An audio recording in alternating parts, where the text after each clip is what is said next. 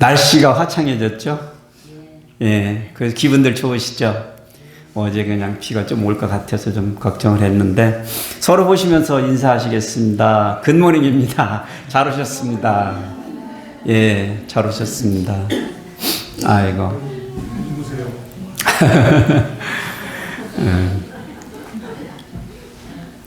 별로 숫자가 많지 않은데 그냥 다 인사하고 돌아다녔으면 좋겠는데 예, 서서히 합시다. 서서히. 저희들이 계속해서 지금 야곱시를 공부하고 있습니다. 베델의 도망자, 하란의 수도자까지 저희들이 공부했습니다. 오늘 설교 제목이 분이엘의 족장이네요. 분이엘의 족장. 여러분 이게 뭔지 아세요? 복조리. 네, 복조리죠, 복조리. 이 조리는 원래 쌀을 이를 때 이런 표현도 모르시는 분들 계실 거예요. 젊으신 분들 중에는. 옛날에는 쌀이 생산을 해서 가마니에 담아 놓으면 돌멩이들이 많이 들어 있었어요. 그래서 밥을 꼭 하기 전에 어머니들이 이 조리로 쌀을 이뤄야 됐어요. 그래서 쌀만 건져내고 돌멩이는 빠뜨리는 이런 도구예요. 근데 우리 조상들이 옛날에는 설날에 저걸 집 벽에다 걸어 놓으면 복을 엄청 받는다고 그래가지고 그런 풍습이 있었어요. 네, 풍습이 있었어요. 하여튼간 우리나라 백성들은 복은 엄청 좋아해요. 믿는 사람이나 안 믿는 사람이나 복 싫어하는 사람 없어요. 그래서 오늘 제가 키워드를 오늘 설교의 키워드를 축복, 복으로 정해봤습니다. 예.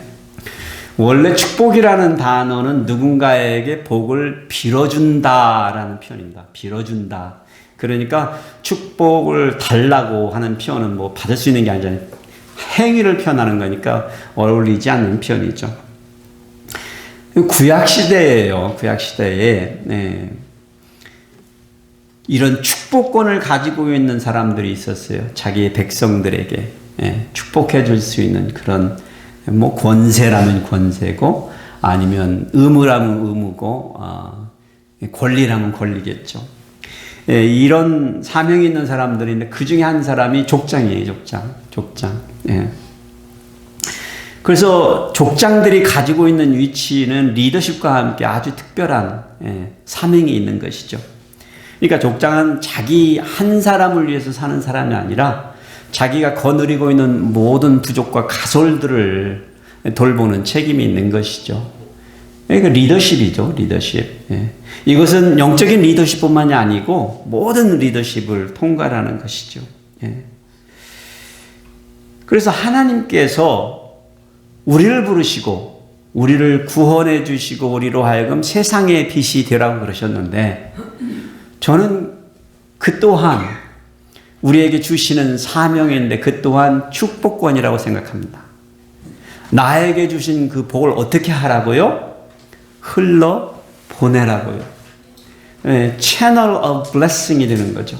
나를 통해서 이 복이 흘러갈 때에만 나와 연관되어 있는 많은 사람들, 나와 만나는 많은 사람들이 어떻게 해요? 복을 누리게 되겠죠. 누리게 되겠죠.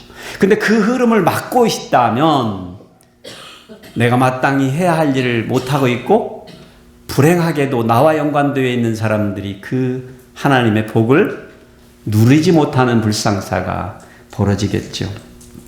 그래서 우리들에게도 오늘날의 믿는 자들, 성도들에게도 족장에게 주어졌으면 한 그런 타인과 나의 사랑하는 식구들과 친구들과 이웃들에게 복을 빌어줄 수 있는 엄청난 사명을 부여해 주셨다라는 것입니다. 오늘 본문의 말씀은 창세기 32장 1절에서 마지막 절까지 하고 33장 3절까지의 본문의 말씀입니다. 오늘 저희들이 읽는 말씀은 32장 24절에서 33장 3절까지 저희들이 교독을 할 것입니다. 이 분이엘의 족장이라는 이 설교의 제목으로 저희들이 말씀을 나눌 때 오늘 여러분들이 평소에 나는 뭐 이렇게 돌아보면 지난주에도 평소에 나는 불평하는 소리를 자주 하는 것 같다. 잔소리를 자주 하는 것 같다. 입에 달고 산다. 생각하시는 분이 먼저 읽으시 바랍니다. 찔려도, 속이 찔려도 어쩔 수 없어요. 그 다음에는 나는 다른 사람들에게 축복하고 칭찬하는 게 좀 인색한 것 같다 생각하시는 분들이 읽으시겠습니다. 어떡하지? 아무도 안 읽으면? 그런 일은 없을 거겠죠. 자, 시작. 야곱은 홀로 남았더니 어떤 사람이 날이 새도록 야곱과 씨름하다가 자기가 야곱을 이기지 못함을 보고 그가 야곱의 허벅지 관절을 치매 야곱의 허벅지 관절이 그 사람과 씨름할 때에 어긋났더라. 그가 이르되 날이 새려하니 나로 가게 하라. 야곱이 이르되 당신이 내게 축복하지 아니하면 가게 하지 아니하겠나이다. 그 사람이 그에게 이르되 내 이름이 무엇이냐? 그가 이르되 야곱이니이다.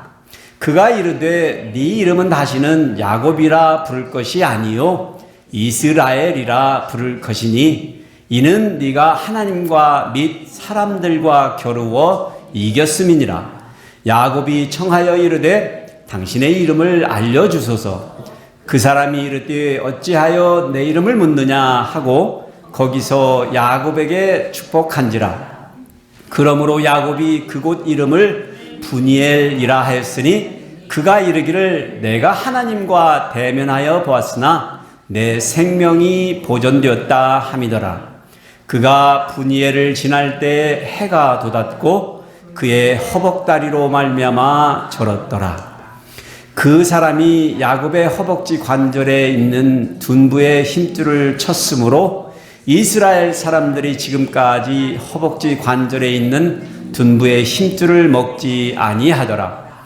야곱이 눈을 들어보니 에서가 400명의 장정을 거느리고 오고 있는지라 그의 자식들을 나누어 레아와 라헬과 두 여종에게 맡기고 여종들과 그들의 자식들은 앞에 두고 레아와 그의 자식들은 다음에 두고 라헬과 요셉은 뒤에 두고 다 같이 읽으시겠습니다. 자기는 그들 앞에서 나아가되 몸을 7번 땅에 굽히며 그의 형 에서에게 가까이 가니. 아멘.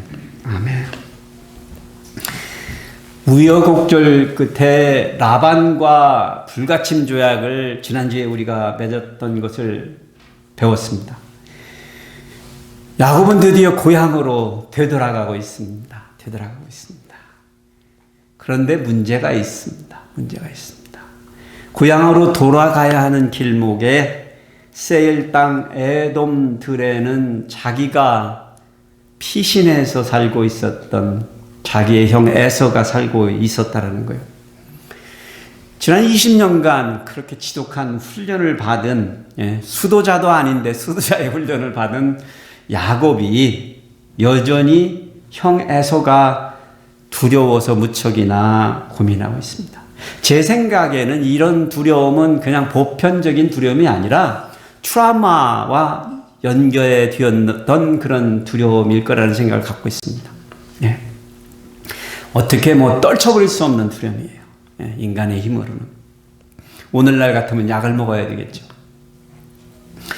그렇게 길을 가던 중에 야곱이 하나님의 사자를 본 거예요. 그가 본 것은 보통 하나님의 사자들, 천사들이 아니라 하나님의 군대라고 표현되어 있습니다. 그리고 나서 야곱은 바로 그곳을 마하나임이라고 이름을 붙여요. 예, 하나님의 군대. 그런데 이 단어는 마하네라는 단어와 임이라는 복수전미사라는 단어가 합쳐져서 두 캠프, 두 때의 군대 진영을 의미하는 것입니다. 그러니까 아마도 야곱은 앞뒤로 늘어선 두 진영의 하나님의 군대를 본 듯합니다.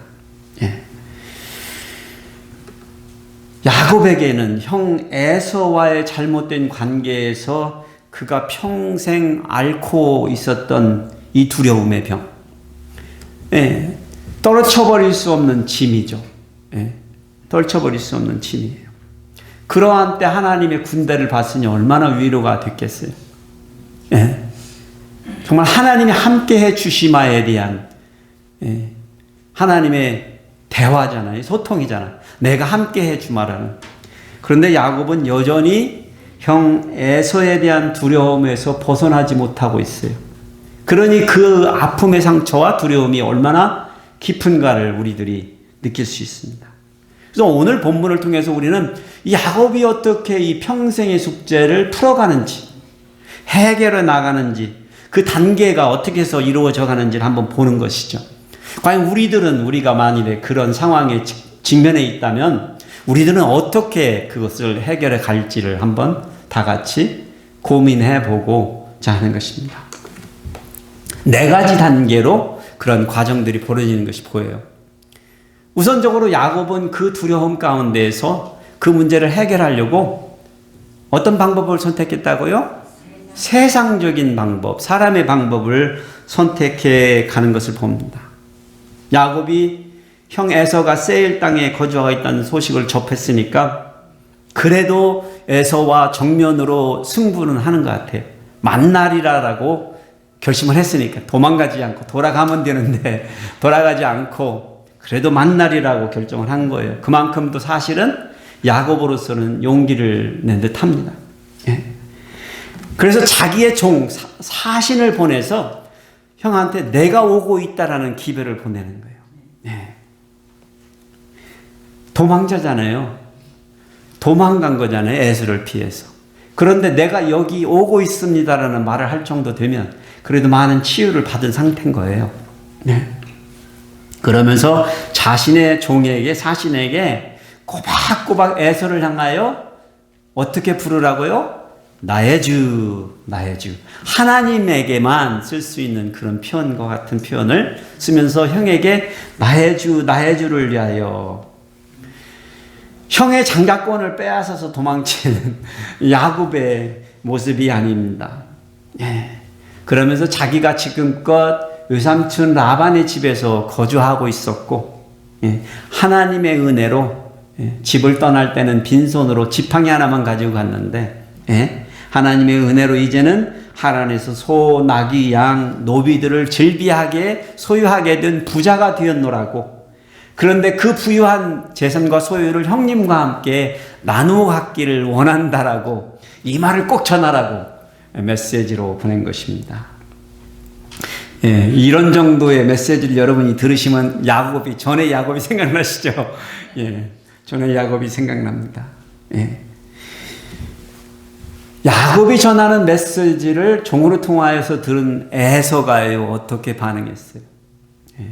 하여튼간 사신이 뒤돌아온 거예요. 야곱에게 전해준 소식은 청천벽력과 같은 소식이에요.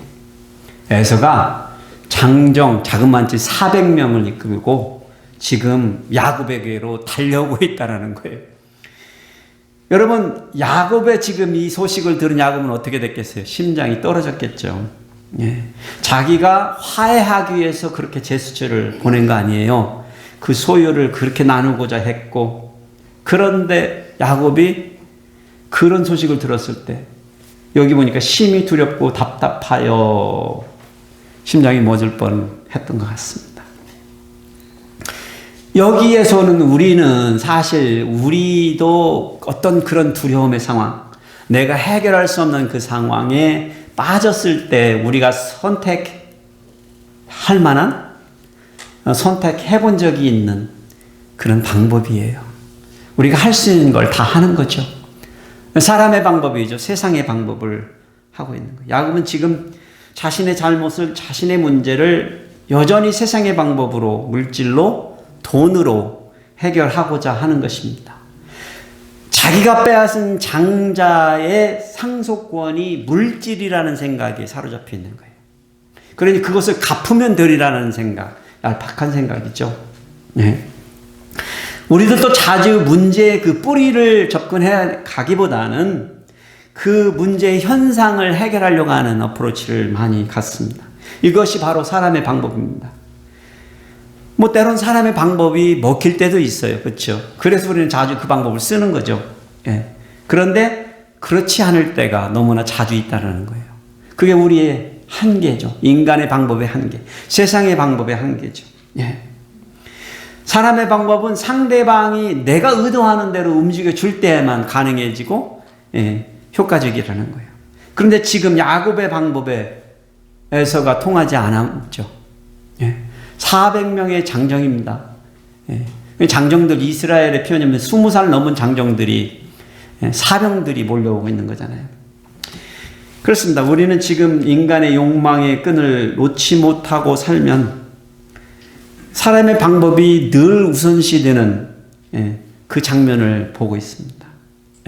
이게 야곱에게서도 여전히 지금 나타나고 있는 현상인 것입니다. 그리고 늘 우리들도 너무나 자주 이 방법으로 우리의 문제를 해결하려고 한다는 것이에요. 그런데 다행히도 야곱은요, 순간 깨달은 것 같아요. 자기 문제를 해결하기 위해서 하나님 앞에 나아가야 한다는 것. 이거는 하나님의 은혜가 필요하다는 것을 직감한 것 같아요. 뭐 누구라도 그랬겠죠, 사실은. 400명의 장정이 달려온다는데 지가 어떻게 이걸 싸우겠어요, 야곱이 아무리 부자라지만. 그래서 야곱은 다음 행동을 취해요. 다급하게 자기와 함께한 식솔들을 두 그룹으로 나누어서 대회를 정렬합니다. 두 때로. 이 두 때라는 것은 앞에 하나님의 두 때와 연관되어지는 그림입니다. 하나님이 앞에서도 지켜주시고 뒤에서도 지켜주시는 그런 생각을 야곱은 언뜻 한 것 같아요. 그러면서 그렇게 한 이유는 이렇게 얘기해요. 에서가 와서 한 때를 치면 다른 한 때는 그래도 피하리라.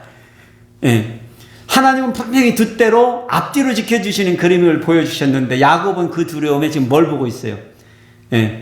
한 때가 침공을 받으면 그래도 뒤에 있는 때는 보호를 받으리라, 이런 생각을. 여러분 꼭 우리들의 생각 같지 않습니까? 하나님은 두 때로 다 보호해 주시겠다고 약속하시고 그 보호해 주신 약속의 말씀을 온전히 믿지 못하고 그래 한 때라도 구하자는 생각. 여전히 야곱은 그것을 버리지 못하고 있는 것이죠. 하나님의 군대, 두 때의 군대를 신뢰하지 못하고 있는 모습을 우리에게 보여줍니다. 엄청난 인간적 두려움에 사로잡혀 있는 야곱이에요. 그래도 중요한 것은 여전히 그가 하나님을 찾았다라는 것이죠. 그러함에도 하나님을 저는 성도들의 은혜가 거기에 있다고 생각해요. 우리가 사실 세상의 사람들과 별반 다를 바 없다고 제가 여러분에게 그렇게 표현을 하면 화내실 분들도 계시겠죠. 근데 사실은 제가 보기에는 그냥 종이 한 장 차이야. 뒤집으면 그놈이야. 그런데 우리에게 있는 은혜는 뭐예요? 그 순간에 그 막힌 그 막다른 골목에 우리가 다다르면 누구를 찾아요? 우리는 하나님을 찾아요. 그러니 야곱이 내가 주께 간구하오니 내 형의 손에서 에서의 손에서 나를 건져내시옵소서 기도한 거죠. 주께서 말씀하시기를 내가 반드시 내게 은혜를 베풀어 네 씨로 바다에 셀 수 없는 모래와 같이 많게 하리라. 하나님 약속했잖아요. 내가 여기서 죽으면 내 자식들이 여기서 죽이면 어떻게 하나님 그 약속을 성취하실래요? 라고 말씀을 가지고 지금 하나님은 어떤 생각에는 뭐라고 그러죠? 이런 걸 가지고 협박하는 건 아니고 그래도 하나님 앞에 겸손한 태도는 아니죠. 하나님 약속 지키셔야 돼요. 꼭. 그래 우리의 기도와 별반 다르지 않죠? 우리가 기도에는 열심인데 우리의 기도의 내용이 내 뜻이 관철되기를 바랄 뿐이에요. 내가 원하는 것을 이 땅에서 이루어지도록 해달라고 그렇게 우리의 기도가 늘상 그렇게 드려지는 모습을 여러분 지금 보고 계십니다. 그러니 이러한 야곱의 기도는 야곱을 변화시킬 수가 없어요.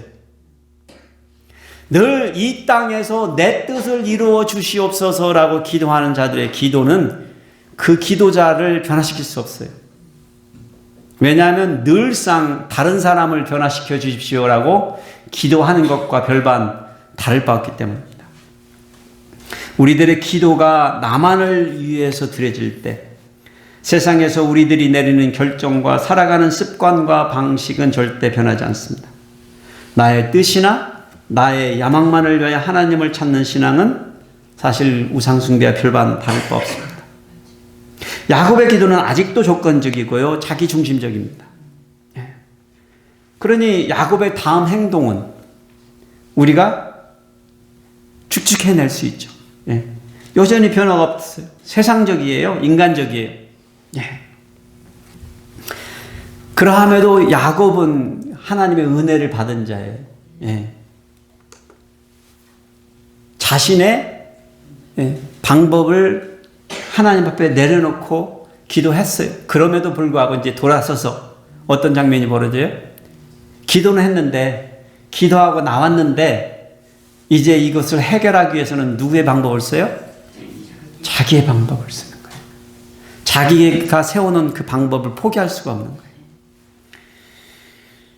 참, 그 오랜 세월을 야곱이 인내하고 훈련받았는데 그 두려움을 벗어나지 못하고 그의 기도 가운데에서도 우리가 느낄 수 있잖아요. 그가 돌아 나와서 야곱에게 주어져 있던 그 많은 소유들 가운데 있는 재산들을 이제 분배하기 시작합니다. 예물을 잔뜩 준비하는 거예요. 여기 보니까 준비한 예물이요, 암염소가 200이요, 숫염소가 20이요, 암양이 200이요, 숫양이 20이요, 젖나는 낙태 30과 그 새끼요, 암소가 40이요, 황소가 10이요, 암나귀가 20이요, 그 새끼 나귀가 10입니다. 다 합치면 550마리의 짐승들과 젖되지 않은 낙타 새끼들입니다. 이것은 오늘날로 쳐도 엄청난 재산이죠. 한 목장을 갖다 그냥 바치는 거죠. 그렇죠? 야곱은 그것들을 여러 때로, 두 때가 아니고 여러 때로 나누어서 앞서 보내고 그 다음으로 보내고 그 다음으로 보내고 그 다음으로 보내기 시작합니다. 행여 에서가 그 선물을 받을 때마다 그 노여움의 감정이 조금씩 조금씩 누그러지기를 행여 바라는 심정으로 그렇게 한 것입니다. 예물을 그렇게 앞서 보내놓고 그 밤에 잠을 못 잔 것 같아. 잠을 자려고 하는데 도대체 잠이 안 와. 그래서 잠을 자지도 못한 것 같은데 그 밤에 일어나가지고 식구들 다 깨웁니다. 식솔들을. 그리고 나서 한 게 뭐냐면 식구들을 다 분이의 강가로 넘어가라 그래요. 다시 식구들을 그 밤에. 그 식구들이 다 옮겨갑니다. 식구들 다 옮겨놓고 나서 자기 홀로 이쪽으로 와 있는 거예요. 남은 소유를 다 보내고 자기의 식솔들을 다 보내놓고 지금 야곱은 홀로 있습니다. 자기의 세상적 방법과 자기의 사람의 방법으로 노력하고 해결하려고 전략을 세우고 실행해 보았지만 지금 야곱의 심정은 두려움으로부터 어떻게 돼 있어요? 여전히 사로잡혀 있습니다. 자기가 노력은 하니까 위로가 되어야 되는데 이건 아닌 거죠. 아직은 자기의 심령 속에 평안함이 없는 거예요. 어떤 물질적인 대가로 자신의 잘못했던 것을 갚아보려고 하는 것은 이러한 자세는 정직하거나 올바른 것처럼 우리들이 보기에도 그렇게 보이지 않지 않습니까? 그러니 야곱 스스로의 마음이 편할 리가 없었던 것이죠. 정직하지 않은 방편은 절대로 사람의 마음을 진실한 평강을 줄 수 없습니다. 그래서 여러분들이 스스로 어떤 일을 결정할 때 내 마음에 평강이 없으면 무언가가 어긋나 있는 거예요. 지난날에 야곱은 아버지를 속이고 에서를 속이고 형의 발목을 잡는 실수를 해왔습니다. 그것은 자신이 모태에서부터 나올 때부터 형 에서의 발목을 잡고 나와서 야곱이라는 이름을 얻은 것처럼 운명처럼 그리 된 것입니다. 그러니 그는 형 에서에게 줄 모든 선물과 처자와 소유 모든 야복 시내를 보내고 나서 혼자 밤을 맞이하고 있는 그 시간에 혼자인 거예요. 어느 누구도 그를 이해하거나 위로해 줄 사람이 없는 거예요. 어쩌면 야곱은 제 생각에는 지금껏 이 두려움의 실체에 대해서 누군가하고도 아무하고도 대화를 해본 적이 없었을 거라는 생각이 들어요. 누구하고 이걸 말해요? 내가 이렇게 살았노라고?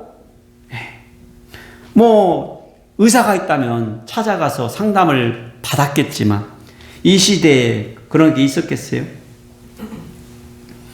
아무도 없습니다. 홀로 남아서 그는 이제 막다른 길목에 남아있는 거예요. 그런데 이 창세기 저자가 갑자기 이상한 것을 기록하기 시작합니다. 희한한 일이 그 밤에 벌어졌다는 거예요. 다짜고짜로 씨름판이 벌어졌다. 이야기를 시작합니다. 그 씨름이 어떻게 벌어졌는지, 왜 씨름을 하고 있는지도 설명하고 있지 않습니다. 그저 야곱과 어떤 사람이 날이 새도록 씨름을 하고 있다. 이야기를 시작합니다. 뭐 추측해보면 야곱이 홀로 있는데 어떤 사람이 찾아온 것이 분명하고, 뭐 시비를 걸었든지 뭘 내기를 했든지 어떤 상황에서 둘이 씨름을 시작한 것입니다. 그런데 두 사람의 실력이 막상막하였던 것 같아요. 어느 누구도 이기지 못하니까. 그런데 그 사람이 갑자기 반칙을 해버려요. 손을 들어서 골반뼈를, 관절을 쳐버립니다. 그러니까 관절이 어긋나 버린 것이죠. 제가 생각하기에는 이렇게 자꾸 싸움을 하다가 관절을 쳤으면, 오른손으로 쳤으면 야곱의 어느 쪽이 어긋났을까요? 왼쪽이겠죠. 뭐 제가 생각하기에. 그러니까 어디로 걸어요? 왼쪽으로. 그런데 야곱이 손을 놓지 않습니다. 놓지 않아요. 야곱이 죽기 살기로 지금 달려들고 있는 것이죠. 절대절명의 순간에 야곱은 그렇게 자신이 붙잡은 손을 놓지 않습니다. 그가 나로 이제 그만 가게 해달라고 요구해도, 손을 놓으라고 부탁해도, 이제 그만하자 말해도 그리하지 않습니다. 왜 그렇게 했을까요? 야곱은 자신의 문제를 해결해야 되는데 무언가를 끝까지 붙잡아야 됐던 거예요. 날이 새려고 하니까 그 사람은 야곱으로 하여 가게 해달라고 하지만 야곱이 당신이 내게 축복하지 아니하면 손을 놓지 않겠습니다 라고 말하는 거예요. 왜 야곱이 이 낯선 사람에게 축복해 달라고 매어 달렸는지도 설명해 놓고 있지 않습니다. 자신을 축복할 때까지 놓지 않겠다라는 거예요. 그런데 그 사람이 갑자기 이런 질문을 합니다. 네 이름이 뭐냐? 네 이름이 뭐냐? 그러니까 낯선 사람이 씨름하는 그 사람이 누군지도 모르는 것 같은 느낌이에요. 네 이름이 뭐냐? 근데 야곱이요? 야곱입니다. 그러니까 그 사람이 너 이제는 야곱이 아니다. 지금부터 이스라엘이다. 라고 말해주는 거예요. 그러면서 그 이유를 말해줘요. 네가 하나님과 및 사람들과 겨루어서 이겼기 때문이다. 야곱이 참 재밌어요. 그러면 당신 이름은 뭡니까? 곧바로 물어봐요. 그러니까 야, 그건 쓸데없어. 알 필요 없어. 그러면서 그냥 그 자리에서 야곱을 축복해 주십니다.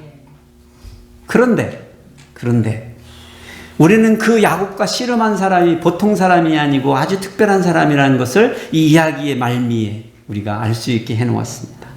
야곱이 그 씨름이 끝나고 그 분께서 가시고 나서 그 자리를 뭐라고 불렀다고요? 분이엘이라 불렀다라는 거예요. 분이엘.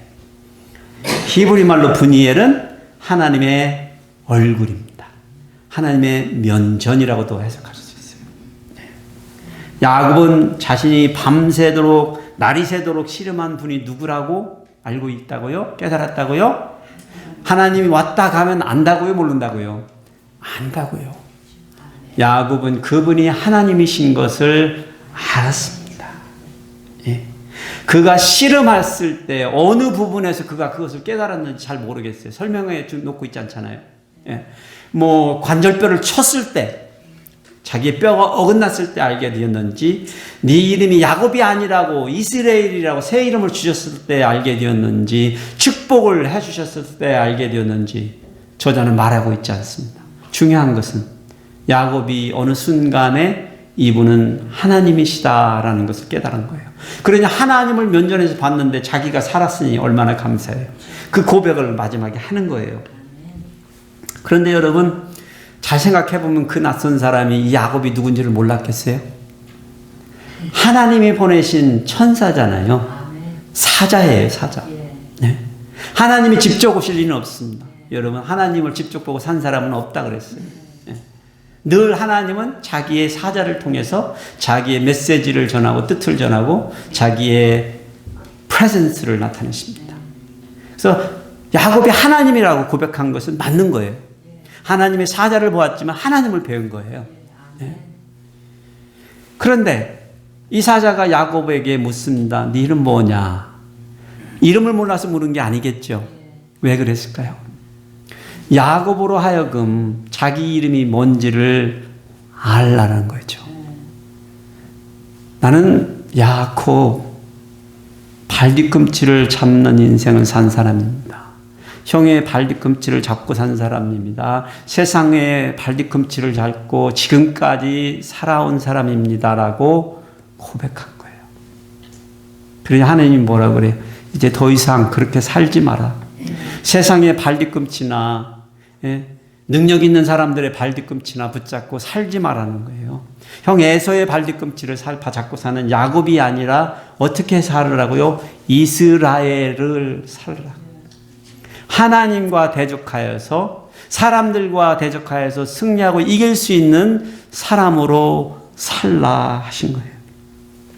그런데 재밌잖아요. 이름은 네가 겨루어서 이겼나라. 네가 이겨서 이 이름을 준다라고 하나님은 말씀을 하셨죠. 그런데 이 씨름에서 실제로 이긴 사람은 누굴까요? 야곱이 이겼습니까? 누가 이겼습니까? 하나님은 그래 네가 이겼다라고 얘기하셨지만 하나님이 이기셨습니다. 이스라엘은 사실은 원래대로의 언어적으로 직역을 하면 하나님은 능력이시다, 이기시는 자다라는 표현입니다. 그러니까 하나님의 능력으로 이기는 삶을 살으라고 이스라엘의 이름을 주신 것입니다. 이제 야곱은 자기의 뜻대로 살던 도망자가 아니에요. 하란에서 자기의 뜻대로 훈련받으면서 고난을 거쳐가는 수도자도 아니에요. 하나님께서 이제는 그를 이스라엘을 삼아 주신 거죠. 그의 후손들은 이스라엘의 12지파로 퍼져나가는 것을 여러분들은 아실 것입니다. 그러니 하나님께서는 한 사람을 참다운 족장 삼아 주시기 위해서 어떻게 이 씨름에서 이기신 것이죠. 그를 부르시고 야곱으로 하여금 그가 나는 이스라엘입니다라는 확신을 가질 수 있도록 해주었다라는 거예요. 해주었다라는 거예요. 전에는 그가 야곱처럼 살았잖아요. 야곱처럼 살았어요. 계속해서 그런 삶을 살아가고 있는 모습을 우리에게 보여줬지만 이제 우리는 앞으로 그가 이스라엘처럼 사는지를 바라봐야 되겠죠. 네. 야곱은 순례의 사람이라고 말씀을 드렸습니다. 순례의 사람은 언약을 성취해가는 사람입니다. 그렇죠? 언약을 따라가는 사람이에요. 운명도 제쳐놓고 숙명도 제쳐놓고 사는 사람이라고 말씀드렸습니다. 그래서 우리가 기억할 게 있습니다. 인간의 욕망을 따라서 이 세상을 살아가면 이 세상의 발뒤꿈치를 붙잡는 사람은요, 악에 대한 두려움을 떨쳐버릴 수 없습니다. 세상의 발뒤꿈치를 쫓아가는 사람은 늘상 두려움과 공허 속에 살 수밖에 없습니다. 하나님의 뜻에 따라서 하늘의 언약을 붙잡고 사는 사람일 때 드디어 위대한 족장의 삶을 순례자의 삶을 걸어갈 수 있습니다. 아멘. 야곱은 바로 전날 밤에 자신에게 가장 소중한 것들이 무엇인지를 인벤토리를 했어요. 에서에게 줄 예물들을 먼저 떠나보냈어요. 그리고 자기의 소유 있었죠. 남은 것도 떠나보냈어요. 그 다음에 자기의 식솔들, 가솔들을 떠나보냈어요. 그리고 자신이 제일 마지막에 남았습니다. 야곱에게는 누가 제일 중요했던 거예요? 지가.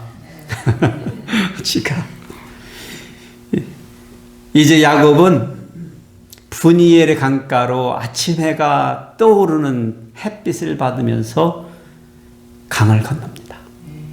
저쪽에서의 400인의 장정 사병들이 몰려오고 있습니다.